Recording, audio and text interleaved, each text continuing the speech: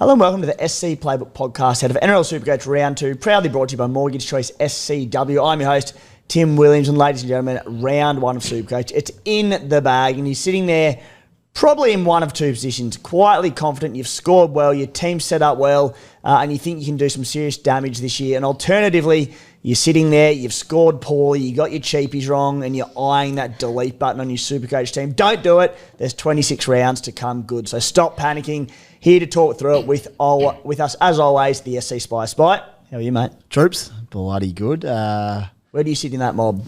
A, B? So towards the upper half without killing it. I'm happy. 12:40 on the weekend. Pretty solid from the boys early. But tell you what, round 2 NRL birthday weekend, I'm buzzing. It's only Tuesday. So I was saying to you before, how good is it? Is sort of sitting there throughout the day like, footy's back. It's the best. It is the best. Very, very exciting time, Spy. Also exciting, on the show today for the first time in 2025, it's 2021's 6th placed overall NRL Supercoach finisher, Clementine Cassidy. Clem, welcome back. Thank you for having me. It's been a really long off-season. It's good to be back. You've been a busy woman. We've tried to get you on a few times, and you brush us, but we finally got you. How have you been? How's the off-season been? I know there was a bit of like the Spy, a bit of work you needed to do to your team and your preps over the off-season. You want to be primed for your first show. How are things? Yeah, I think really good. Yeah, so I have been really busy over summer, but I've had a great summer. My team, I had a bit of a bludger to start round 1. So I scored an 11.08, but I had the Metcalf, Casey McLean 1-2 punch. Oh. So, I mean, there wasn't really anything I could do. At one point, I didn't even think I was going to break 1,000. So I'm actually pretty stoked with that. And to be fair, like, I'm super happy with my team setup. So, you know, if Casey hadn't been knocked out, it might be more of a 1,200. So no panic stations whatsoever. Yeah, for those out there worrying about whether they were 1,000 or 900 or 1,500, I genuinely believe, and this is someone who pretty happy with my score for round 1, it's about your team structure. Did you get your cheapies right? How have you gone? If you're sitting there with 1,100, like you said, Clem, but you're happy with how you set up, I think it's very different. A person who is very bullish about his side this season, he's come from the clouds. Matty the Waterboy, you've come out of the blocks firing. Yeah, I don't know what I'm doing sitting down here. You three should be down here, and I should be up there. I had a good start. I got 1,340. Which was I was a very I like all of you love when round 1 comes around, but there's a lot of things that can ruin it, whether that's, you know, your team losing or your Supercoach. But my team won, my Supercoach team went well, so yeah, I'm stoked at the moment. It's literally all downhill from here. Yep. Yeah, no, I've peaked in round 1, which is great. For the Cooma Stallions, 1,270 points, so really happy with that start. Points-wise, and just happy with how the team's been set up earlier on. Got the majority of the cheapies right. A couple of the headaches in the team, Luke Metcalf, who I think 50-odd% own him. Tom Duffy, definitely not the start we wanted there. But hopefully he can bounce back in round 2 against the Sharkies up in Townsville. But yeah, largely very happy with how it all went. My CT dubs absolutely flying, so decent enough signs. Iongi, Brown, they got a bit of junk time tries, try assist to really save the Sunday afternoon game there. In that one, Spy, the final headache for my team in round 1 was to go Cam Munster or Dylan Brown. And by no means was I expecting Brown to outscore Munster in game 1. I was looking at the matchup there, a very tough one for Parramatta. Melbourne with the bye in round 2, wanted to see Munster. 20 minutes in, Cam Munster's on about 70, Brown was on about 3, and I just thought, oh dear, what have I done? And by the end of the game, for them to be about 25 apart, that one has worked out okay. So that final try assist, Dill Brown to Iongi. Don't get me started on pissing me off to end the weekend. I was feeling so content sitting back, and I was like, there's 3 minutes left. This will peter out to no more points. They shift left. Melbourne just do not even turn up. I was absolutely filthy. But anyway, yes, these things happen. And Spy, a really high scoring round for round 1. We rarely see it. Like, I think last year in particular, I was going back through the old headlines for what I had last year and whatnot, and it was talking about round 1 being a bludger. I know Cleary and I think Hynes in particular started even potentially slower than this year. Lots of points. CT dubs fired. Cheapies went well. It's like CT dub cheapies that a lot of people played went well. The cheapie hookers went well. It's a nice change. I'll tell you what, if that continues on as the year goes, if that's any indication, we could have some monster totals on weekends, especially later in the year. But maybe it reverts back. But a lot of points, a couple of 50-odd drubbings. Well, you add one thing. Firstly, there's the flex. So a lot of Metcalf owners, his 12 points dropped out of our scores. Obviously, the McLean owners, that dropped out instead, and you had to play. But that's one factor in it. But secondly, Spy, just some blowout margins, which you rarely see in round one. Manly over the Cowboys, Storm over the Eels, Broncos over the Roosters. There were some big scores put on. Yeah, frightening for some teams. We'll see if they can bounce back. But, yeah, points galore. Clem, you have kindly organised an SC Playbook Women's League for this season. I know you've been buzzing to get it out there. Talk to us. Yeah, so I'm super stoked for this. So just to get more females playing, we've started an open league for females, for subscribers and for non-subscribers. So it's a charity league. So the winner of the league, so overall, will get $250 donated to their charity of choice, and then it's doubled if you're a subscriber. We have 101 females so far that have joined the league, so it's still open to join. I'm going to read the code so I get it right. It's 343836. So absolutely join it. We've got some great players in there as well. We're going to build a bit of a community around it. So I'm sort of hoping, like any Sydney-based females, we can maybe do a bit of a meet-up, maybe a bottomless brunch into a Super Saturday. We all know I love that. No cameras allowed. Maybe at Magic Round, we can have a bit of a meet-up there. But yeah, 101 females, so that's so awesome. So we do have the first winner of round one, and that is Phoebe, who is coach of the Plastics. So Phoebe scored a monster 14-10 Far out. for her first round. Now, Phoebe is also my brother's fiance, so that's really awesome as well. So well done, Phoebe. Super stoked for you. She chose her entire team off vibes. So her whole team is made up of players that she loves to watch. So I absolutely love that. She has a lot of Broncos. She has a few Storm players. She captained Lil Pappy. It is a very good look. It is a very, very good looking team. Yeah. Great start from Phoebes, and great initiative, Clem, just to get women involved in Supercoach a little bit more and get them amongst it. So happy to have that one going. Join that league. Guys, like and subscribe to us on YouTube if you're watching us there. If you're on Apple, Spotify, subscribe, give us a rating there, only if it's good, of course. Helps us out, helps the video do well, the audio do well, and all things moving forward. So that will be much, much appreciated. On today's show, Team List Tuesday, Supercoach pointers, the Bunnies, they've retained Jamie Humphries as the Eels. They've dropped Charlie Geimer, a popular cheapie. I know that I've got him. I think we all might. So not ideal there, but not the end of the world. We're going to look at the halves debate, guys. What to do with Luke Metcalf, Nicho Hynes, Tom Duffy after underwhelming starts. Are we holding? Are we selling? Do we panic? Hot topics for the show. Payne Haas, the most traded in player. Is he a must-have? We'll talk about that later on. We'll drop our round 2 trade and skipper plans. Get into the listener questions to wrap it up, looking at whether or not it's too early to jump on Lindsay Smith after a huge opening round in Vegas. The SC Playbook Unlimited League winner for the week, Will Sharp, coached by Will, topped it 1,518 points, absolutely flying. The code for that one, 434727, $1,000 in cold hard cash up for grabs there. And guys, the SC Playbook subscription, of course, is available for less than $2 a week. You can subscribe to the SC Playbook premium offering. Putting that in perspective, it's about a tenth of your Sunday morning brekkie burger after a big night out, Clem. So it's a bargain. Gives you access to our premium content on site each week, extra articles on the website. I knocked out a 3,500 plus word teams analysis on all the sides that dropped this afternoon.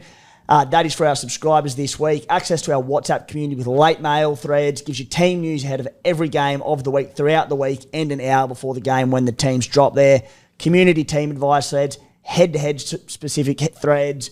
Bloody, it's all in there. So go and check it out. Plenty more as well. Access to our brand new exclusive subscriber-only podcast that drops weekly on site, both video and audio.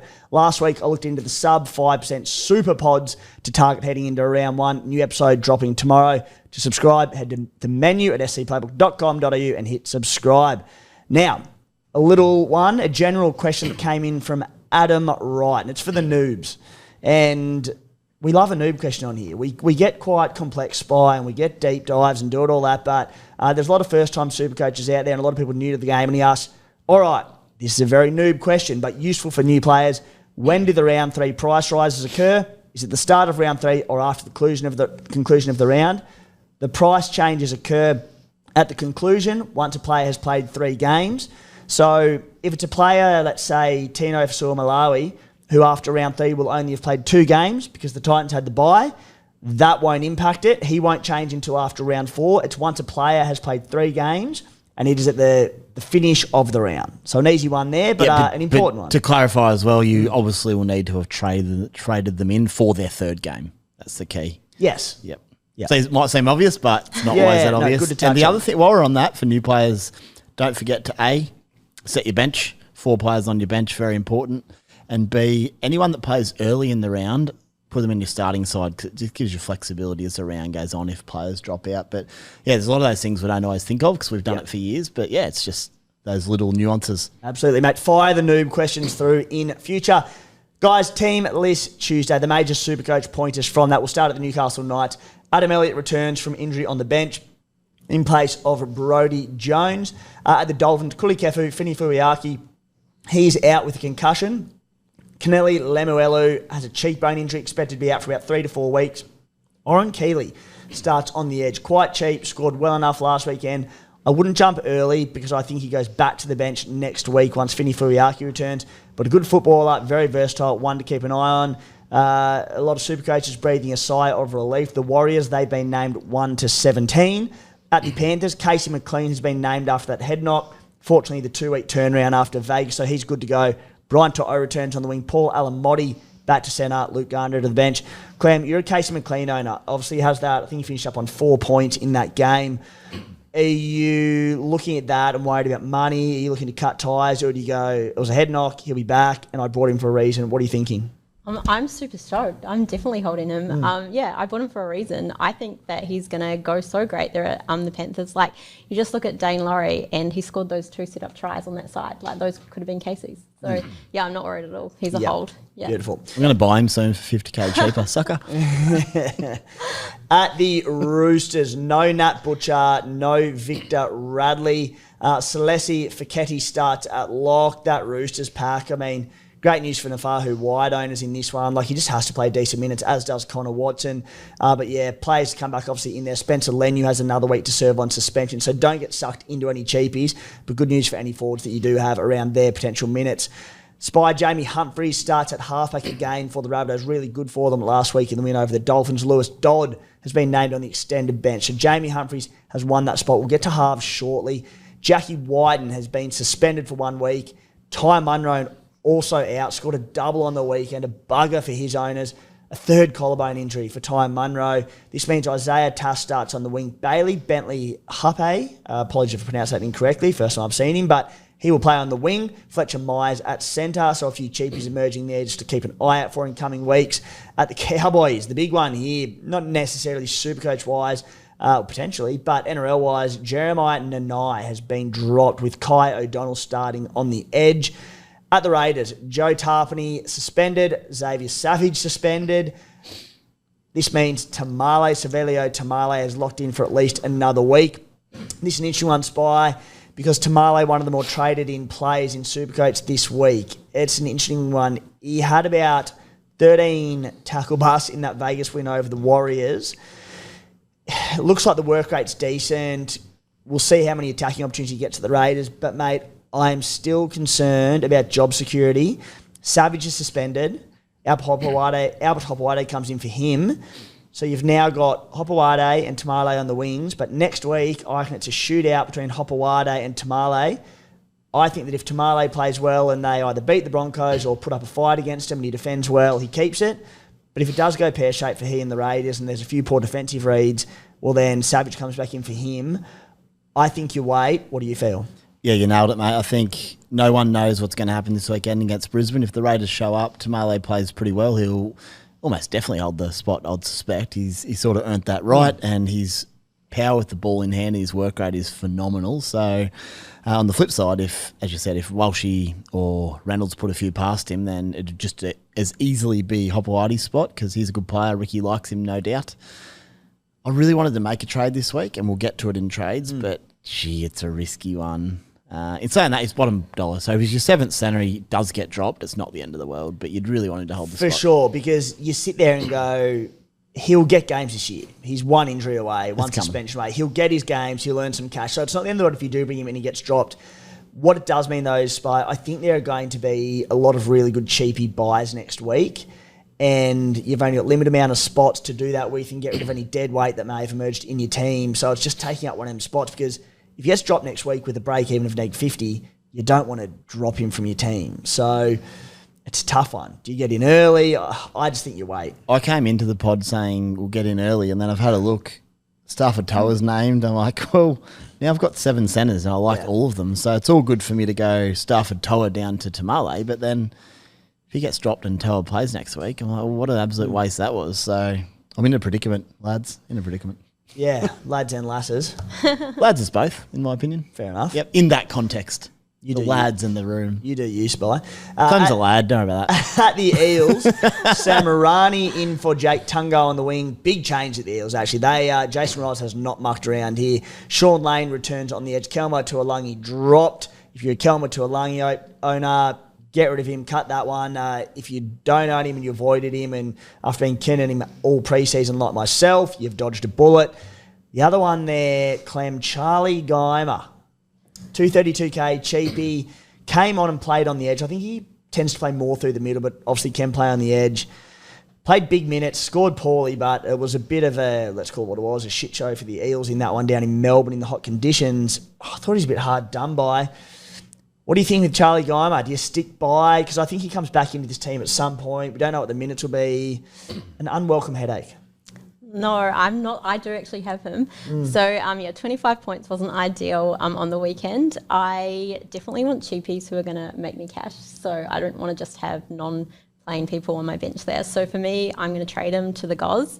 On the Goz train early. Yeah, on the Goz train early. Definitely he won't be staying in my team. Spy, what are you thinking? Because I look at a bench of Riley Smith at number 9, Matt Dury, Kitione Katonga, who was injured last week. He's obviously been looking like he might come in and play that one. Sam Tuivasa. It's not a bench that I sit there and go, Geimer's a long way out here. What are you thinking? Honestly, no idea. Madison's not there either. Do you get the sense maybe Ryles is shifting on Cartwright, Madison and co? So hopefully Geimer does lock up a spot injured. there. I think he's named in New South Wales Cup this week. Is he seriously? Yeah. Jeez. Interesting. Bit torn on this one. I actually came in, as I said, I wanted to make a trade to get ahead of the game, but I didn't think it'd be my boy Charlie Geimer. Absolute panic stations. I like him, but yeah, if someone like Kajewski is sitting there that could be right for the picking, I might have to do it. Yeah, he's named in reserve grade. The reserve grade forward pack is Wirumu Greg, Ryan Madison, Kelma Tuolangi, Bryce Cartwright, and Charlie Geimer. And Joey Lussick, right? And Joey Lussick, yep. It's an unbelievable cut pack. Yeah, okay. Madison. Jeez, Ross, he's trying to get a few out there. I reckon he's getting, and I won't say that, but yeah, anyway. At the Tigers, Dream Baller, Api Coruscant return, as does Stafford Toa, who returns. Toa at 288k.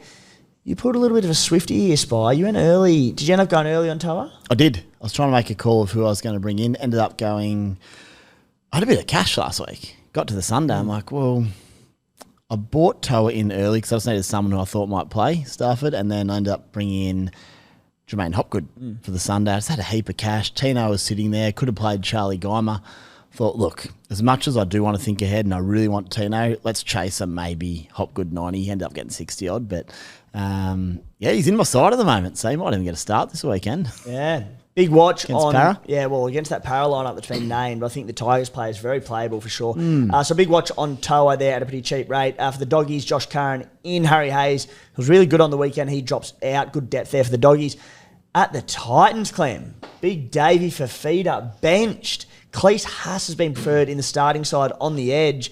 I mean, I don't believe you're a Dave Fafita owner, but the poor souls who started Dave Fafita going, I'll go with the pod, one of the best in the game, to see him benched.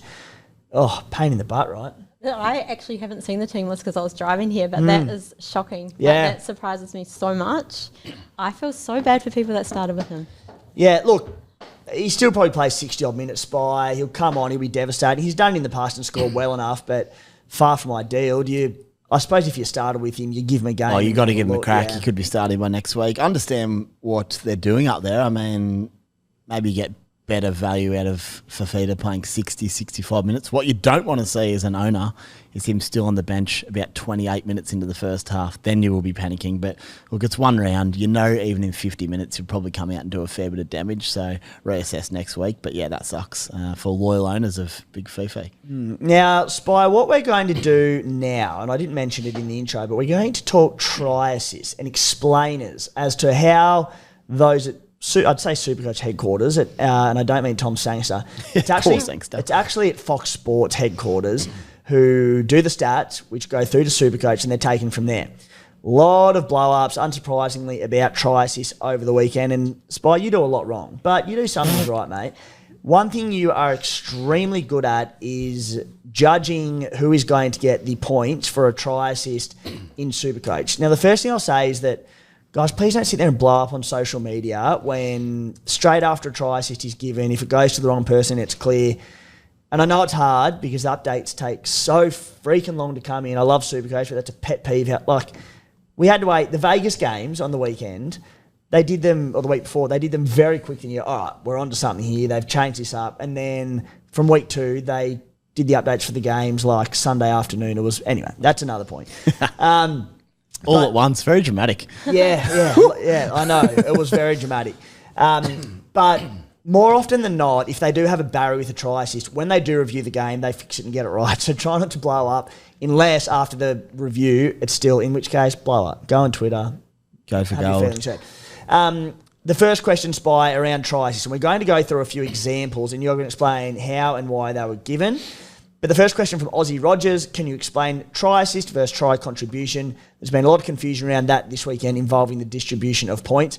So if you can just explain the difference between the two there, mate. Try contribution is worth 4 and assist is worth 12, and then we'll get into a few examples. Yeah, try contribution is just the person they deem the secondary contributor, I guess. So if you don't get the try assist and you're really close to getting it, you get at least 4 points, which frankly probably isn't enough. Maybe give them 8, but that's a side topic. It's basically that. It's just some backup points because there's often more than one person. Of course, it's team sport involved in the try.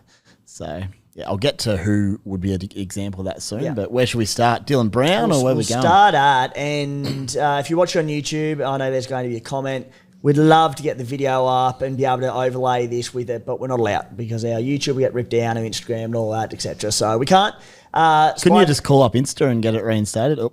I think it's an NRL issue. We know how my Instagram went last That went over his head, Clem's, didn't it? Guys, Will Penasini, the try he scored on the weekend. Isaiah, I think it is. We got that right. I think it's Isaiah, not Isaiah. We worked that out. Iongi? Iongi. All I was saying, on Fox Sports, they were calling him Iongi. Iongi. They're just worth noting. I assume that's I'm right. I'm an absolute idiot. Iongi. Yep. Oh, yeah, you get me. Rattled you. You rattled me with that Instagram call. You had me thinking elsewhere. Iongi. Just go with that. Isaiah Iongi. We got there. Moving on. Shut up. Through the last pass for a Will Penasini try, the try assist went to Dylan Brown. Talk us through it. I'll run you through it if you like. Run me through it, okay. Halfback goes to the line, direct at the traffic. There's 2 back rowers on his outside. Dylan Brown starts essentially behind the halfback and runs a sweep line, which is out the back of his lead runners. So as soon as anyone runs a sweep line, they're deemed to have created the extra number, which is what happens. You sweep out the back. If the defence gets tied up, it becomes a 4-on-3 or a 3-on-2. In this case, not a lot happened because essentially Melbourne had switched off. There was very little that happened. So there wasn't really... It's very unusual you'd score a try in the NRL so easily without someone doing some work or, creating some confusion. But Brown swept round the back. He's created like a 4-on-3, half 4-on-3. He's passed it out to Iongi, who has caught it, taken a couple of steps, passed to Penasini, who scored. So in that case, no one really did anything, right? So the try didn't really get created by footwork, a cutout ball, a tight little sweep line, anything fancy. It was just a pretty simple little move. But out of the 2 people, the number 1 rule for try assists, which is so consistent, and I'll argue this black and blue because I have no idea who the Fox Sports stats crew are, no association, but I know they get it right because I've spent about 4 or 5 years trying to figure it out. And the sweeper will get it. because he's passed to Iongi, who's then tipped on. If, however, Iongi would have gone to the line and gone through a line break and passed it, he would get it. If he had gone into contact and offloaded, he would get it. If he'd gone into contact, busted a tackle, he would get it. So the sweeper doesn't just default get it. They're just the first point of call, right? So the sweeping fullback, half, back row, whatever it may be, will get the try assist unless the person he tips to does something. Line break, tackle bust, offload. Sometimes they might run 20 metres, but essentially it needs to go into contact and do something. Yeah. A cut Goes ball, to a cut ball's sweeper. the other one. If Young used to throw a cut ball and cut out the centre and hit the winger, he'd get it. He would get it because He's that's created deemed it, just yeah. not your normal tip on. Yeah. Yep, perfect. If we skip ahead to a slightly different scenario, where's my point 2 here?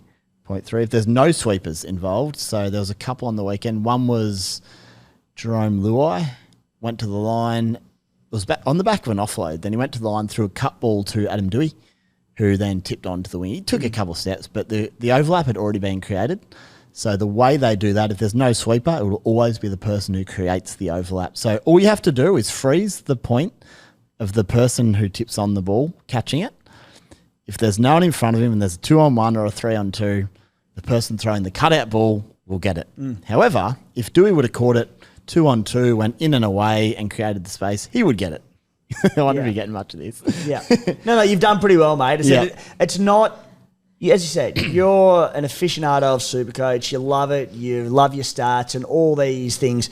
And there's a lot to it. There's a Hosking one? Yeah, so it's not like we're sitting here going, it's easy. And feel free to ask questions, but you're just trying to help people understand why. Yeah, so the Hosking one, I went back and had a look at. Everyone thought, lovely ball from Hosking, which it was. I went back and looked. Fullback, I can't remember who passed it. Whoever passed it to Hosking. Ko Weeks, maybe? Weeks, whoever it a while was. ago Wasn't now, Weeks, he didn't get the try assist. Hosking catches it, and if you pause it, there's a 2-on-1. So Hosking catched it, and all he has to do is go and draw and pass to his man. So he's never getting it, which is where centres get stitched up a bit. You could do a nice catch and pass, but you don't get it because the overlap's already created. So sweeper first, then if the person the sweeper gives it to does enough, tackle bust, offload, wherever it may be. If there's no sweeper, it's just whoever creates the overlap. It might not even be a cutout ball. He might just get on his outside, pass to the centre. If there's an overlap already there, you ain't getting the try assist. I'm telling you that right now. That's another one. Mate, there's also instances where 2 try assists are awarded for the one play. Case in point, Lehigh Hopawade. Walsh was into the scorers on the weekend on the weekly podcast. Understandably so. Understandably, and I was with him. Yep, post update. So I don't know if they missed it or it was an early season blue, but so essentially the kicker always gets it off a bomb. You want your halves putting up bombs because if someone fumbles it and they score, you get 12 Doesn't points. even have to be a good kick half the time. No, you can shank it. Doesn't really matter. It's just, again, speed of consistency. It's just whoever puts the kick up. But if you do enough as a ball catcher, see Lehigh Hopawade with a brilliant catch and deliver, they'll give 2. It's the only time they give 2. I think that's it. But what I'm going to do, I've made a promise to the WhatsApp group, and it's just a bit of fun. It's just adds a bit of enjoyment. I'm going to live predict every try assist that's contentious over the weekend. Because guess what? I'll be watching the footy anyway. Except Saturday night, it's my birthday. I could be a few down. And I bet I can tell the group who's going to get it come updates. And if I'm wrong, come at me. We'll discuss. But it's case in point, Spy, of whether you agree with the way they do it or not, their scorers... That's a different argument. Consistent. Yeah, that's a different argument. Like, how can they allow that? Well, it's just consistent. That's what us footy fans want. We want consistency, right? And they are consistent. 1 in 100 they might get wrong and whatever, but the vast majority of the time they're good. Yeah, pretty much. I've had a few before. I've been like, what the hell? I thought this was this. It will happen at some point. But I've gone and figured out why. And there's almost always a reason. I'll go, okay, fair enough. Fair enough. So, because think, if you're a stats person, you don't want to be sitting there as a numbers guy trying to work out footy. Your job is just to go by a criteria. It has to be. That's how it would work, I imagine. Like it, mate. That was good for me. Yeah. Thank you. Good stuff. Yeah, Clem, cheers. thoughts on that? Yeah, I can't wait for the Saturday night WhatsApp group update. I'm real stoked for that. You'll be with him. Yeah. I'll be with you. Take his phone off him. You can be, I'll probably join you can in. be my co-commentator, like sideline commentator. Yeah, I think you explained all that really well, though. Yeah. I think you did really, really good. I'm so glad that I didn't have to analyse that.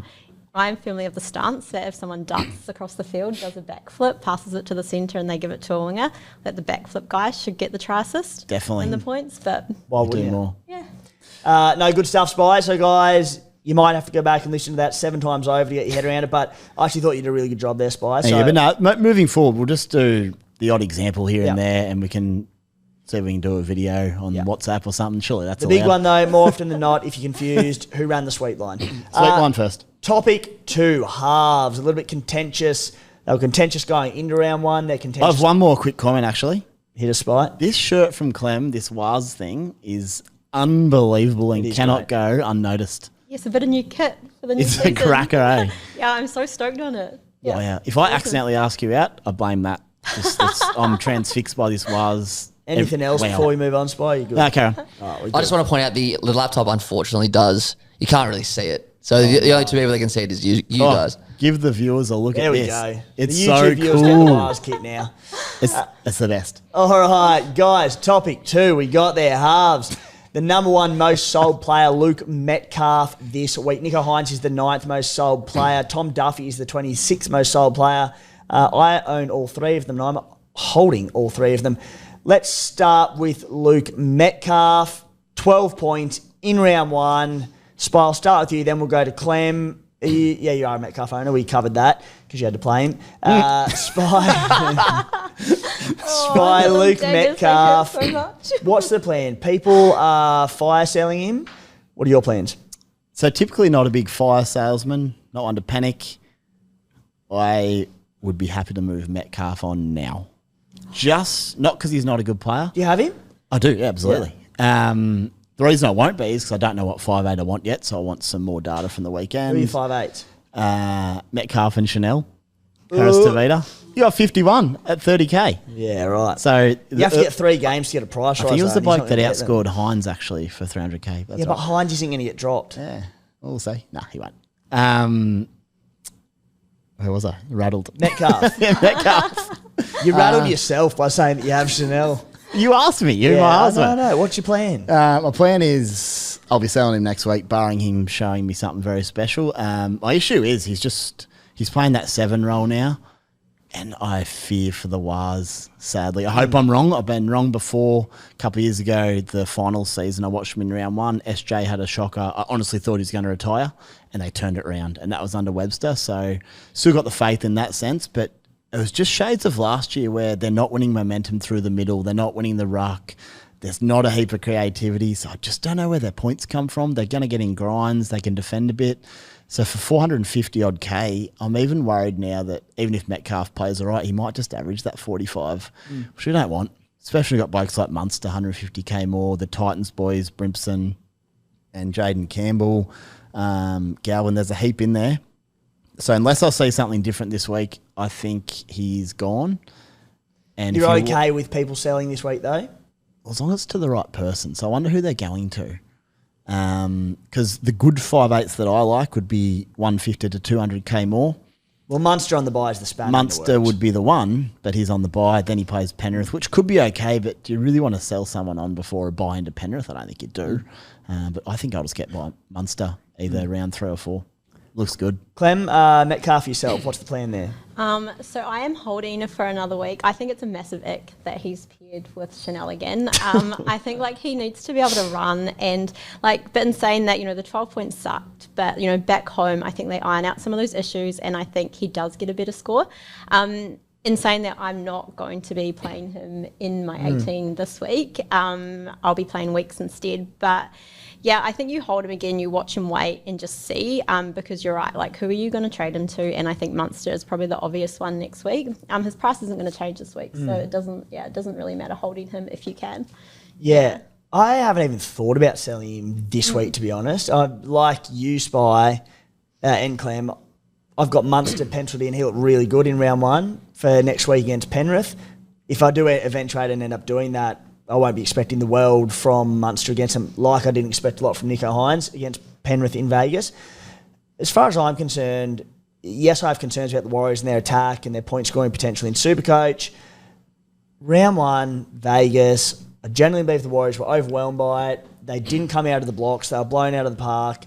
They're back in New Zealand for this game. They get Manly, who were great in round one, but I'm just so happy not to be trigger happy and have a look. Like, I thought he was a really good buy heading into the season, and I might be proven completely wrong, but there was enough there and enough logic with the goal kicking, becoming the dominant half, that I'm like, it's one game. Maybe it's my Waz head coming in, but it's my issue was everything they struggled with last year, they struggle with again. So, like, is this going to be the same old situation where they just don't have points in them? We saw Sean Johnson struggled to create from last year on the back of what they were creating.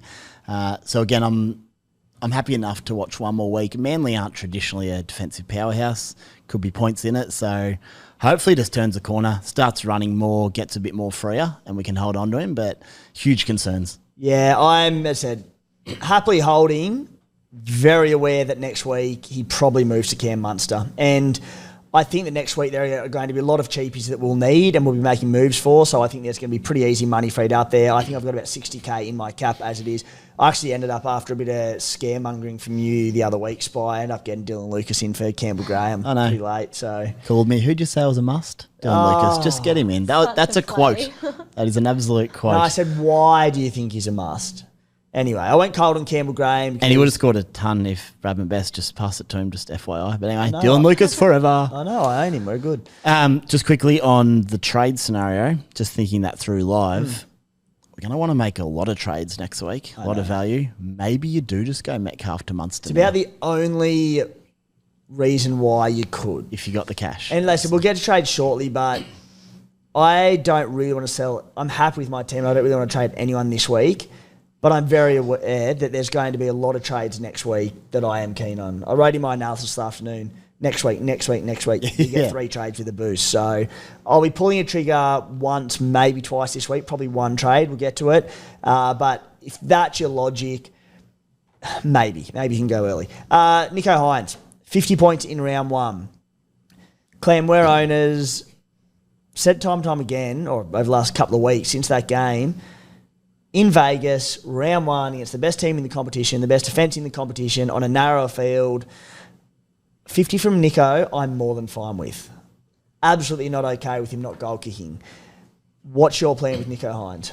Yeah, so I performed the biggest backflip in history after saying I wasn't going to start with Nicho in the end of season potty and then bringing him straight in for That was never the happening. first round. But yeah, I definitely think he is absolutely a keep.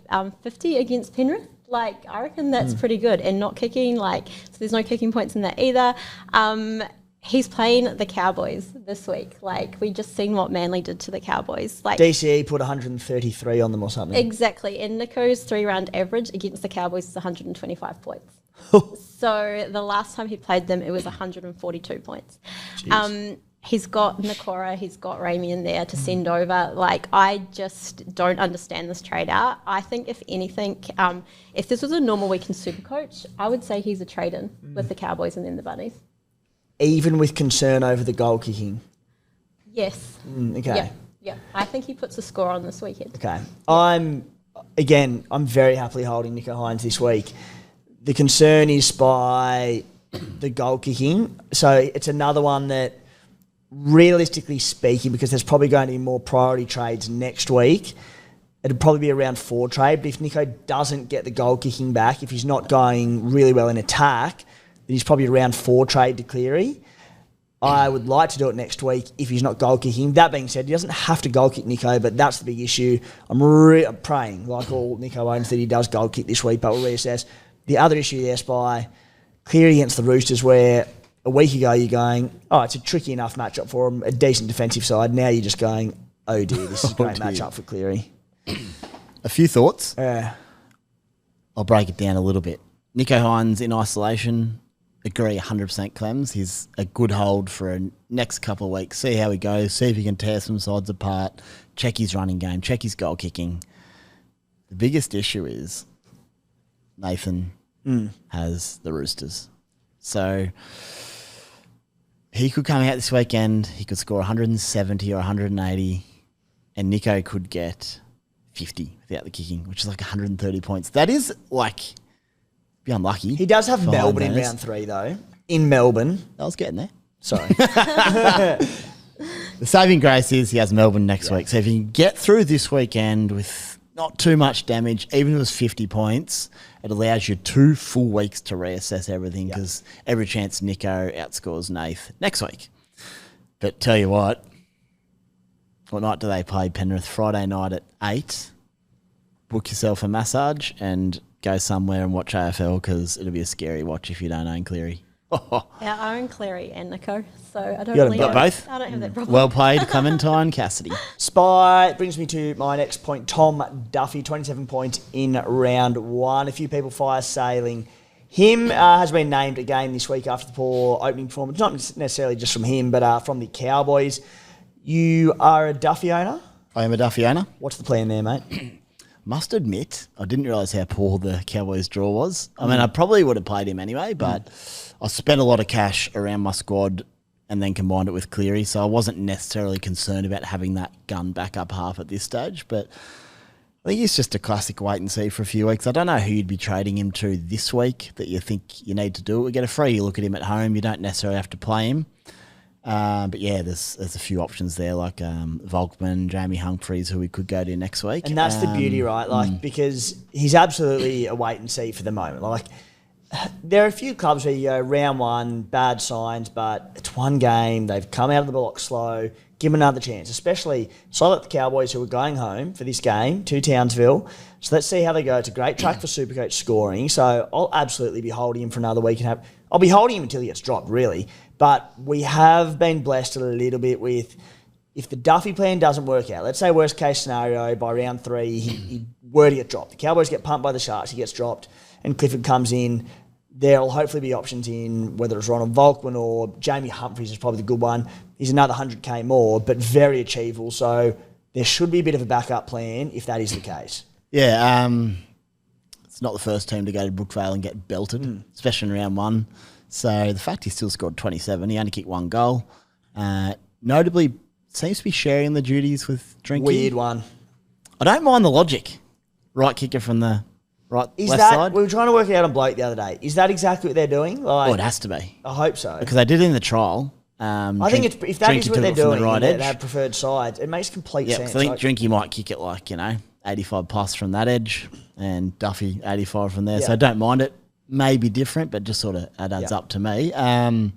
He scored 27. It was hardly disastrous. No attacking stats. Made like 24 tackles. Let's see how he goes. I must admit, I may have had a few drinks by about 8:30 Saturday night. We had a bit of an open bar, me and you, Timo, on his birthday. Very good conditions. So I wouldn't say I critically analysed his game, but I will this week. Line through it for the Cowboys. Reassess this week, but yeah, sign's not great. Matty, for yourself, mate, with your red hot start to the season, what do your halves look like for after round 1? Yeah, I went with Cleary and Duffy. I think a lot of people did that. For 5'8", I went Metcalf and Dylan Brown. I think I agree with you, Clem. I wasn't. Well, actually, what you said, Timmy, I wasn't even thinking about dropping Metcalf. Although there are good points, but I think to your point, Clem, he's not changing his price this week, so I'm definitely not jumping the gun. I don't think I'll make any trades this week, so I certainly won't be touching my halves. Duffy's team got absolutely pumped, and he was on debut away from home. Like, I'm going to give him way more of a chance than that, and plus he's bottom dollar, so I'm just going to hope he plays better. Very nice. So the consensus seems to be hold fire, give these people another chance. The amount of knee-jerk reactions to players, and we say it each and every year, but there is a need to say it again. I wrote in my squad analysis this afternoon for the team list. If you are making trades this week, make it based on a player, if you're trading out, not getting the role that you anticipated. Let's say a Dimitri Vaimunga who didn't get the minutes you predicted. All right, cool, you can trade him out. Or you can trade in someone like Tom Gilbert, who played probably bigger minutes than we expected, coming back from injury, got through huge work. Okay, that's different.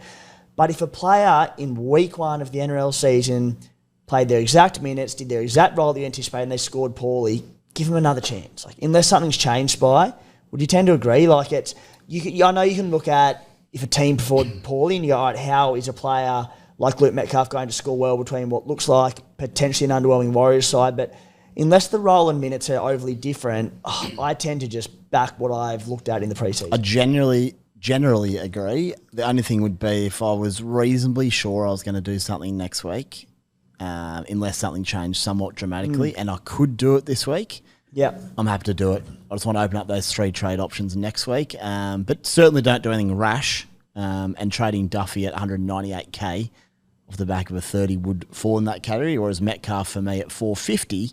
If you know you're getting Munster, I actually don't mind that, just to get ahead of the game. Alrighty, guys, for anyone who books an appointment with Mortgage Choice SCW up until the 23rd of May 2025, you'll go into the draw to win a $25,000 Luxury Escapes voucher.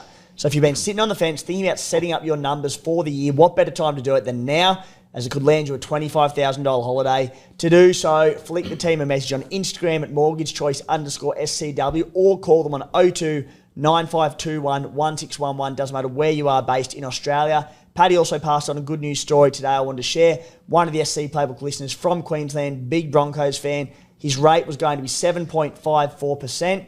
The team got it down to 5.9% rate on his new purchase. So outstanding result there. They get results, so get in touch. Paddy also went 12.50 odd in Supercoach this week. Thinks he's going to win it overall. I've barred him from talking to any of the SC Playbook referrals about Supercoach and his team, so you're safe on that front. Because get in touch if you want to look at your numbers in 2025. I have a mortgage choice question. Hit a spy. So I can call up Paddy. Yep. Quote SC Playbook for a consult. Yep. What's it cost? Costs $129 $129. unless you listen to this podcast. So you listen to this podcast, you quote it, you get a free appointment, and I could win a $25,000 Way on the World holiday. Yeah. Chatting to you this week, Paddy. That was good from you, Spy. That was not preempted from us. No, nice. I was, as someone who thinks about it, I was like, and I can go in the running for that. Thank you, Paddy and the boys. There you go. Good at what you do, Spy. That's awesome. All right. Carry on. Moving on to hot topics for the week. We've covered a couple of these. The hot topics each week. We'll put any big ones at the start or often as their standalone topic, but generally on the most traded in and out players of the week, the most popular options. Number one, Spy, Payne Haas, the most traded in player, 669k, 104 points.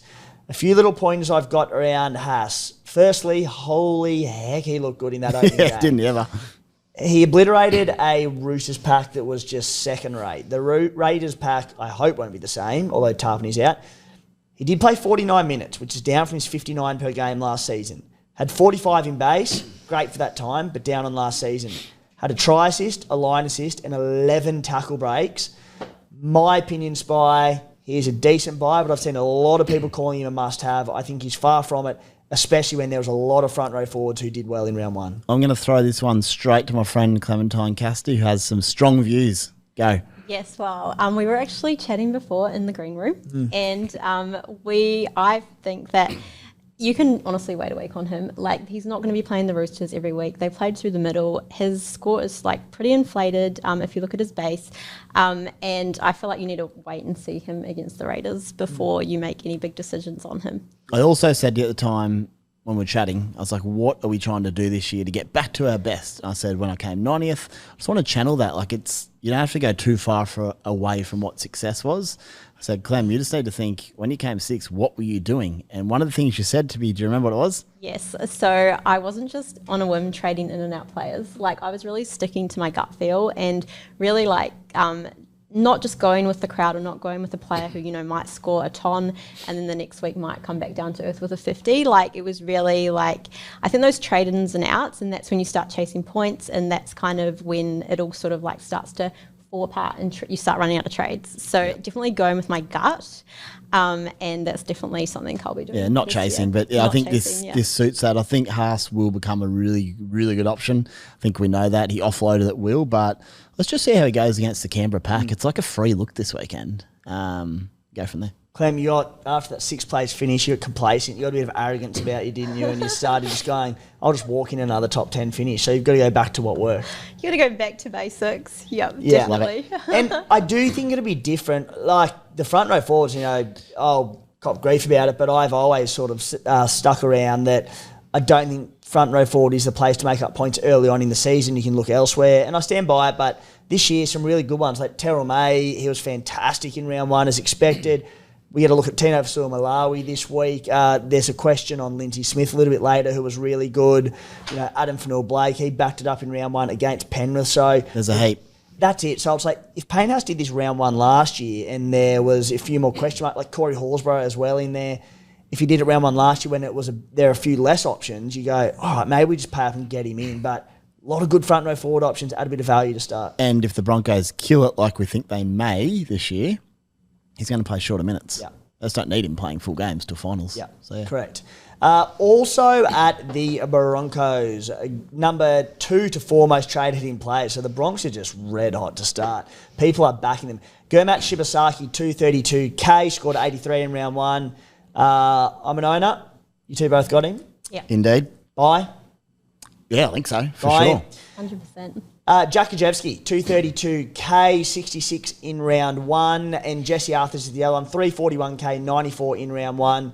Clem, you already mentioned that you're pretty keen on Kajewski. What's your thoughts on this pairing? So with Arthur's actually, just to jump to him, I was actually chatting to my brother pre-game and I was like, oh, maybe I should just bring in Arthur's, and then did not, and then watch the game, and I'm just like, I think the Broncos have some great cheapies. I think it's so important to get your cheapies right, like over the next couple of weeks. So absolutely, I mean, you can wait and see probably on the gods, you can wait and see like, you know, on Shibasaki if you want to, but in saying that, I think that if you've got some cheapies or someone you need to move along now, like both of them are sort of like a great buy. As I said, I'm probably going to go Geimer to the gods.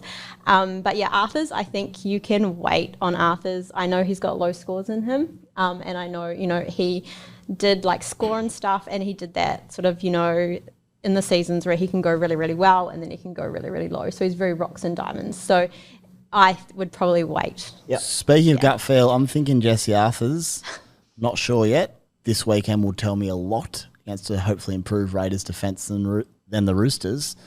Not so convinced. I'd be not confident in playing him anyway because I think he's got a 14 or 15 in him.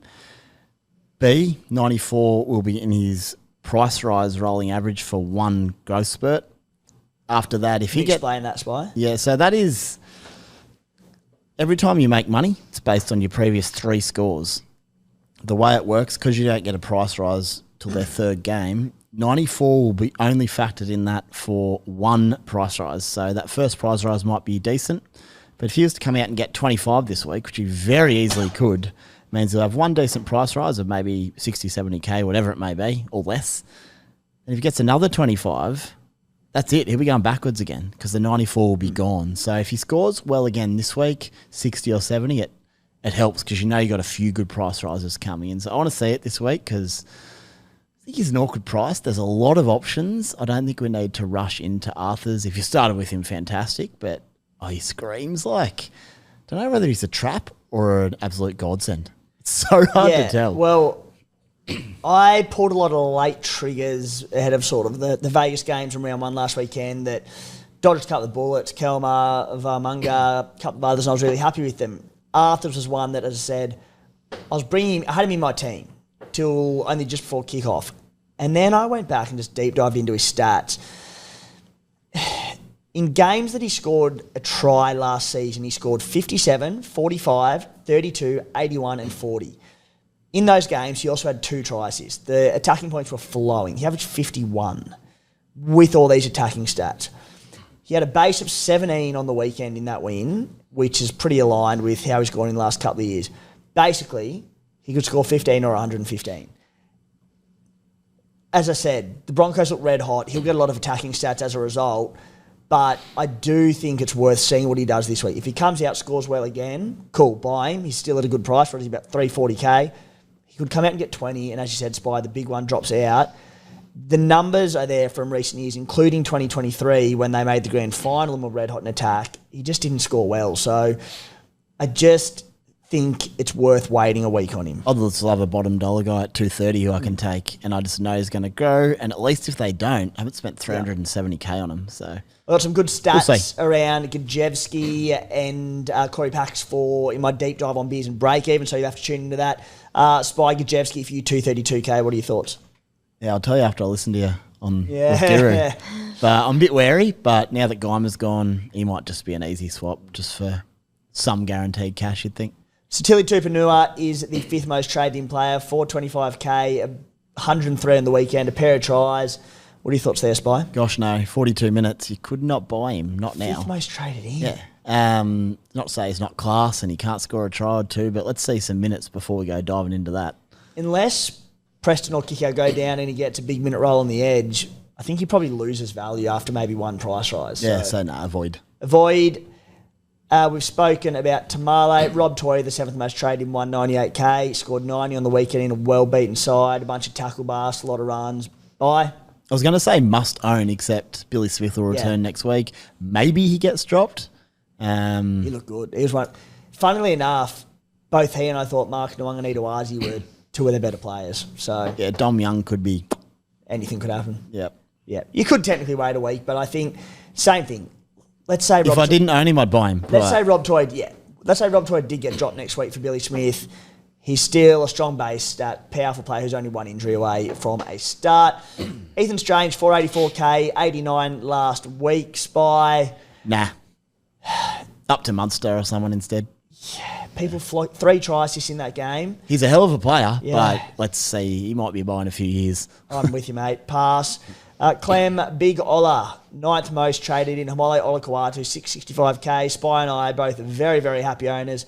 Scored 100. Do you own? No, I don't. It's like a massive regret for me. What are your thoughts on the big fella? Oh my God, he is an absolute beast. Jeez. Like, I'm actually super worried about him versus the Warriors. I think like Pompey and RTS are going to have to be absolutely just on their game. I wish I owned him, and he will be someone that I'll be thinking about bringing in next week. What did he get? Like a ton, a try, tackle bust, line break. Purdue getting absolutely run over there. Like, he is just a beast. Like, honestly, I think this is probably one of the best trades. Just worth noting, he ran a line out the back of Garrick rather than just that hard short one he runs off DCE. Just another nightmare for defenders. Purdue held in and went pretty hard, and he barely laid a hand on him because he's quick. And if he did lay a hand on him, who the hell is stopping him one-on-one, 5 out? It's the kick-out line that he started doing with the Panthers a couple of years back. And guess what? If they jam in, tip on, 20 points. He's going to get more try assists off it. I'm with you. They also isolated Prod Jackson Purdue one-on-one with him beautifully. Nice. Then just the way Ches did that, he's in for a big year, Ola. Corey Pax, number 12 at 232k, scored 56 on the weekend. Clem, what do you reckon? Yeah, I'm an owner. I think he played really, really well. I mean, that 56 did come with a try. I don't know that I'd necessarily be rushing to trade him in this week. I think that you can definitely watch and see for another week there. But I'm a very happy owner. I'll take his 56 points. That's so good. Avoid for me, but if he scores again, his break-even's minus 100, then sure, I might grab him for 2 weeks. But he screams Danny Levi of 2024. No base, not guaranteed the minutes. Might have a try or two in him, but no. If you own him, sweet. Sweet if you own. He needs attack because the base isn't there. The one thing about is behind this Broncos pack, the attack could come because they're relentless. On to the sold players. Number 2, Stefano Udakamanu, 529k. The number 2 most traded out player this week, Spy. I know there's good front row forward players available, but I just think in an absolute one-sided affair on the weekend, he was never going to rack up stats in that one. He's one where I say you bought for a reason, stick by him. You knew he had the bye this week. I guess because other front rowers have gone well, maybe they go, all right, I'll jump off early and save a trade potentially for next week. What are your thoughts? It's a couple of things. One, I'm a Stefano believer. I think he's a hell of a footballer. Try score off Harry Grant. They are using the width of the field by looks at Melbourne, so maybe he sees a few less runs. But on the weekend, the reason I know this in detail is because I had a little sneaky multi on and I just needed him to score in his second stint for about $500. And they did not get it into the para half for the last 20 minutes when he was on because they'd basically shut up shop. Yeah. So he didn't get any runs. He wouldn't have made many tackles. So it's an absolute line through that game. In saying that, with the front row options emerging by into Penrith, I'd be happy to find one of those front rowers. If you're a non-Terrell owner, definitely. I get that. If you're a non-Corey Hawes for some reason, definitely. I wouldn't move him to probably paying Haas, I don't think. You have to find a lot of money to do that. I think Stefano can be really good for him. He didn't offload. He didn't need to. They were just blitzing their edges. So I think it could be really good. But yeah, just if Melbourne's carving up, he might not need to do much. You can just see him coming out from after the bye and playing better minutes, more work through the middle, averaging 60 or 65. But yeah. It's awkward. I get it. It's awkward having bought him. It's one Not of those. me, but It's one of those luxury trades this week, which But happy to sell if you got the right person. Yeah, number 4 most traded, Dimitri via Munga, 232k. Spy, we both dodged this one. Spoke to a few people about via Munga. Just a cheapie back rower that you wouldn't think would be an issue, but just a little headache that you probably didn't want this week. Clem, you're an owner. Gone for you by the sounds of it. He is a little headache. I think I'll just hold him this week and just see if his minutes increase. But he is a little headache. I think he'll probably be gone for me next week. Don't mind the idea of people holding him in terms of see if the minutes increase and what he can do, but he played 13 in Vegas, and again, he's one that you're probably selling next week. So if you're trying to get ahead of the pack for next week and free up those trades, I get it. And here's one that blew my mind, team. Number 6 most traded out, Jackson Purdue, 257k Spy, 28 in that. Not a slugfest, that absolutely one-sided affair in Manly. Number 6 most traded. He's not near bottom dollar, but he's about, 257. Really good footballer. Surely you don't sell him. Well, I guess it's for Tamale. So if people want to go early on Tamale, that would be why. It's something that could pay off, absolutely, especially the Cowboys' tricky run. Tamale could be dropped next week and Purdue scores. Could also backfire. So you're taking a punt there. I don't think it's as silly as it seems. I think it could pay off, but Purdue I quite like him. He's great. Yeah. And if he can hold his spot season long, even if they get through that tough run, I think at some point he gets up to 500k. You don't have to play him. Then you can flick him on. Potential to slot into the halves at any point, depending on how they're going. I think Purdue, for me, he's a hold until dropped. That could be next week. We'll see. But until that point, I'm holding. Now, trades and skippers for NRL Supercoach round 2. Spy, kick us off, mate. What are your thoughts? I'll tell you who I'm eyeing off. I've got to start a little list of who I think I might need in coming weeks. 1, Hamish Stewart, close watch for the Dragons. Yeah. Maybe a downgrade from a Royce Hunt. Round 3 buy as well, very handy. So don't have to get to round 4, so really don't good. need him now. Tamale, I've got to make a call on. I don't know who I'm going to go to him, so I don't think I can this week. I might just watch the shootout. Do you have Lucas at CTW or 2RF? He's in my centres, and I'm pretty reluctant to push him up. My second row is stacked. Yeah. I'm just a bit reluctant to put him up and open up more cheapie centres who have to play. Yep. But I can look at that because I could get Tamale for Geimer. Yeah. So I'll suss that out. Tommy Gilbert's a real close watch for me. Seyfarth got a HIR on the weekend. I think he might fall in the range of, I think he'd do a job for me, but isn't a long-term player. So I could have a look at Gilbert. But again, they might be similar. So I don't want to go sideways this early. But we'll eye on Gilbert. I need to reassess 5'8", especially after the Melbourne bye and seeing the Titans play. I need to reassess Hooker a little bit with Peter Mamazoulos. He that was what I was going to speak about. Mamazoulos, clear indication and direction from Wayno Bennett. Early ball to the halves. Anytime he got half a look at being able to run, he just passed straight off the deck. And Wayne's done that with his hookers. He's done it with Damien Cook. Yeah, so that's super concerning. But in saying that, he was in every tackle. Jeez, he's a goer, Matty. Little Mamazoulos. He is in everything defensively. But just the fact he had no directive to run, I'm like, I'm not going to be able to hold him if I'm just relying on tackles. So close watch on him. And then, Humphreys, Volkman options for Duffy. But all of that, it's probably not now. So I think I'm just going to have to probably sit on my heels unless I go a Geimer to a Gajewski or someone. Next week I'll definitely be boosting. Yeah. And a little plan that I've got in place is I don't want to sell one of my gun 3 fullbacks next week for Iongi. Even if Iongi's going to make, 80, 90K, I think my 3 fullbacks could tear it up next weekend. And Iongi has the Bulldogs. I spoke about not worrying too much about cash fluctuations this year. I'm chasing those points, which means the week after, when I do want Iongi, once his door opens up a little bit for a month or so, I'll know which fullback I want to sell. I can open up a flood of cash and do 2 extra trades. So it's that 6 trades in the next 2 weeks after this. Might be enough for me. Maybe a hold for now. I'm with you. I'm looking at a boost. I'll almost certainly boost next week and potentially even round 4 as well, depending on how things go. Around the hookers, you said the cheapie hookers there, Spy. Between Corey Parks, potentially even someone like a Phoenix Crossburn, a Tom Starling. Yeah, Riley Smith's the other one who played big minutes on the weekend in Melbourne. I think if Mamzellis doesn't work out this week, there's going to be someone that you can move to. Yep. Corey Parks, obviously. So, Clem, what about yourself? So ideally, I'm just going to sit on my hands this week and not make any trades, and like you guys, probably do a boost next week. if I do trade, it'll definitely be Geimer to the Goz. But anyone else I'm just going to keep because I actually do like my team just by my round one score. And then next week a big target for me is definitely Olakoadu. Yeah. And that's, pretty much as far as I've got so far. Very nice. For myself, ideally wouldn't trade because I'm pretty happy with the majority of my squad, but I know there's going to be a few moves I need to make next week and I want to kind of free up a spot. You mentioned Alex Seyfarth there, Spy. I think he's fine to hold. He had a HIA, scored about 37 or 38. Don't love him on the right edge there. I just don't know how much attacking ball he's going to get. I think they're going to play left a fair bit through Luai, Fainu.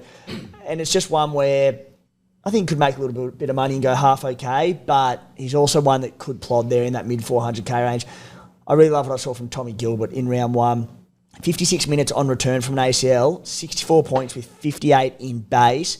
Go back a couple of years, he scored, prior to his injury, averaged 59 points in 2023. So I'm looking at potentially a safe path to him just to get ahead of the pack and be able to make a few extra moves next week.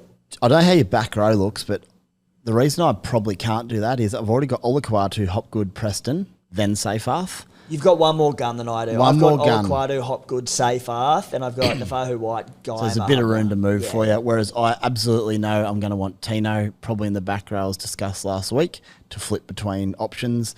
Eli Katoa is an absolute must for me for round 4. He's coming in, so Hosking even. So it's like, whilst I do like Gilbert, I can't fit them all in. So that's sort of why I'm against it. But I understand why you'd be having a look at it. Yeah.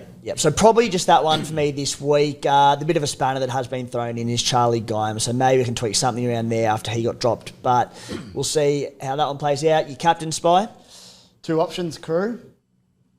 1, I can VC Ponga into Tom Travojevic. 2. Speak into the microphone. There's your third option. Dead set, forgot about that. That's all right. I just went like a metre to the left randomly. I don't know what you're doing. Mate. Anyway, think of the listeners. Sorry, guys. All right, mate. Carry on. 1, we'll go again, was KP Thursday night vice captain into Tommy Travojevic Friday night at 6. First 2 games. Or the other one would be Tommy Travojevic VC 6 o'clock Friday night into Nathan Cleary immediately after at 8. So we won't know updates, but that's where I'm going to rely on my understanding of tries. I'm going to put you to the test. And if I get it wrong, I'll be blowing up next week with everyone else. Join the queue. I don't know which way I'm going to go yet. There is a chance for a little KP, probably a little pod play there. And whilst I love owning Cleary and said he could score 170, which means I probably have to do it, so could Tommy and Kalen. So it's interesting. I don't know yet. We'll see. What's your lean? My lean, Tommy VC, Cleary skipper. We'll confirm in the WhatsApp chat by end of week. Clem? Yeah, well, so far, I think I'm going to be VCing Kalen Ponga. I do really like the Tom Travojevic VC, except it's so hard to like captain or VC against your team. So I'm not 100% sure on that. I mean, yeah.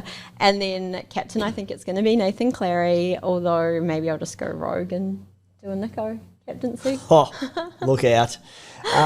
For myself, VC Kalen Ponga, captain Tom Trebojevic. Matty, your trade and skipper plans. You mentioned trades. You're potentially looking to sit on your hands. What are your thoughts there? I'll definitely be putting a lot more thought into that before Thursday. At this point, I won't be doing anything, but I'll probably look towards the week after and just kind of figure out a plan if all goes well. But at this stage, nothing concrete in my head. As for captaincy, geez, Friday night's tough. I don't know whether to pick Turbo or Cleary. I'd love to pick Cleary, just like give me extra reason to put the knife into the Roosters.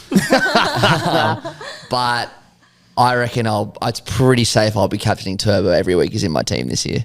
Yeah. So yeah. I tend to think quite similar the way he looked in the weekend. Mature thinking, Matty. Yeah. Coming of age over He's there. evolving. All right, a few listener questions before we wrap it up this week. One from Hank Scorpio. Last reserve between Metcalf, Hubner and Shibasaki, Spy. I looked at this for about 10 minutes and I have no idea. Something actually tells me just to lock in Hubner's 45-50 this week because I worried about Metcalf. Shibasaki was great last week, but they towed him. Yeah. I don't know, man. I think it's like Metcalf could go 15 again or 90. Hubner should just get 40 to 50. Lock it in. What do you reckon? Thanks, man. I reckon... I'm getting a bit delirious. Yeah, late you did. I am going to go Luke Metcalf. I'm backing him. I'm backing a Warriors bounce back. Not to say they're going to win this game by any means or look great. I just think I picked Luke Metcalf for a reason. I've said all week I'm putting a line through the Warriors in Vegas. I think they'll, if nothing else, improve. And I think Metcalf can hopefully do a job. And even if he gets to 35-30, it's 10 bad. short of what Hubner Exactly. gets. All right, you've taught me into Metcalf. Question from the Sponge. Thoughts of Hopgood with no Moses and Parramatta looking like they couldn't defend a $50 note from a Fishwick special. He'll no doubt be consistent, but with maybe less attacking stats than anticipated. Better to cut our losses until we see Parramatta in form. Clem, what about Hopgood? So I actually Googled what a Fishwick special was. Yeah. What'd you find? Keep it to Google. They had lamb shanks for $8.99 back in 2013. There you go. Special.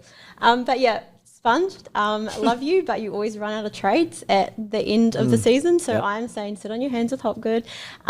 He's not a desperate trade out right now, despite sort of last weekend. Just save your trades.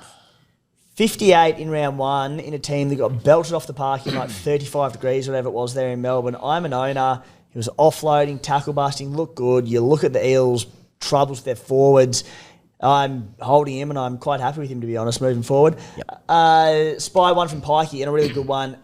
Thoughts on Lindsay Smith if he plays 60 minutes again this week? 73 points and very nearly nabbed a try, which would have taken him to 100 points. 3% ownership, 524K. Big on my radar to partner, Terrell May.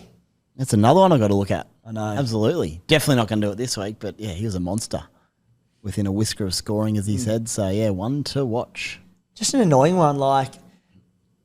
Where's all those front rowers come from? I've started with some decent front rowers. Like I've got Corey Horsburgh there, who's definitely a hold. I've got Tenofsua Malawi, so we'll see how he goes this week, to be fair. Terrell May, I'm like, I don't want another freaking front rower, but there's a few that are looking all right. So huge watch on Lindsay Smith, though. Let's see his minutes. There was, of course, the early HIA on the weekend, or in the Vegas game, I should say, to McLean. I do think Dane Laurie went to the wing, so it may not have impacted too much, but just have a look at Lindsay Smith's minutes this week. But he could be an absolute goer. Toby Couchman's another one. We'll speak about him on beers and break evens, but played 70 minutes on the weekend. Next question coming in from Nathan Crossy. Clem, Ponga to Pappenhausen round 4, yes or no? Yes or no, and whys? I mean, Paps came back. What did he score? 130 odd. Looks sublime. No goal kicking, but by this week into Penrith, what are your thoughts on Paps? I really like Paps. I think he looked absolutely incredible, and I really super like his new hair with like the bleach blonde, like little mullet going on. I think you need to watch Ponga a bit more. I don't think Ponga's a trade and looking that far ahead and thinking about trading him out already. Definitely not really for me. I'm leaving the option open to trade Ponga for a couple of weeks across the bye and the Bulldogs. Not saying I'm definitely doing it, but I'm just going to keep things open with the draw that Reece Walsh has. And what I wanted to note on Reece was last week, I've never seen him run so much just into contact. Madge has fired the boy up, turned him into a real boy, and that's going to have massive benefits because he kept slipping over as well in the wet. He could average 100 plus. He could go year. crazy. So I'm pretty reluctant to drop him. So if an opportunity comes, it'll be Yongi. It won't be Pappenhausen, I don't think, as much as he is my favourite player. But yeah. As things currently stand, I cannot wait to go Yongi to Reece Walsh ASAP because I hate watching the Broncos not owning Reece Walsh. He just looks electric. And if that pack can continue to do what they did on the weekend throughout this year, he's going to have some big scores. Question from no one. I didn't put the name down. Kobe Hetherington, only 43 minutes. Do we expect an uptick, hold or sell? One of my finals from the preseason, Kobe Hetherington. I kind of got it right and kind of got it wrong. I said that he's got no attacking upside. Of course, he comes out round one and in his 43 minutes has 2 line breaks. No base, 2 line breaks. I know. Good one, idiot. Anyway. Put a line through that game, though. Yeah. It's like, it was just weird. But the minutes weren't there, Spy. The base was there only okay. 2 line breaks. But they led by 50, so it's like, I think a line through that whole game. Yeah. And just reassess Brisbane and minutes and all that after this week. Hetherington owners, fine. See what happens this week around minutes and output. Non-owners with his 55 odd at a cheap price, just don't go there. No, ignore it. Jace Miller, Spy, Cross the North Starling, similar base. Starling more upside, but Newey better draw. Do you like either of these two? I mean, you mentioned that with Mamazelos, you're looking potentially to move him on at some point next week. Either of those two caught your eye? I must admit I haven't dived into either, but Starling looked really good. But they do have Owen Paddy there, who's obviously a class youngster, so I'd be worried he'd lose minutes. Yeah. Crossland would be the one out of the two if he can nab some extended minutes, maybe play a bit of lock, but I wouldn't be going on either of them just yet. But probably ones to monitor. 51 points in 60 minutes, had 50 tackles, Phoenix Crossland. So minutes will be the watch with Adam Elliott back. Yeah, that's it. 60 minutes, is it enough? Probably not. And the last one from Joseph Hayden, Riley Smith, a low score, but 50 minutes is here. Supercoach dud. I jumped on Riley Smith, and I've got him as my cheapie hooker next to Sandon Smith. That means I have to play Sandon Smith this week, which scares me against Penrith, and I'm not happy about it. Riley Smith, though, huge hype out of the club, but was backing him to get big minutes. He did. I reckon he may have seen out the game as well had he not started cramping up in those conditions. You talk about write-off spy. Parramatta put a line through basically anyone there in that round one game. Riley Smith could be starting in no time.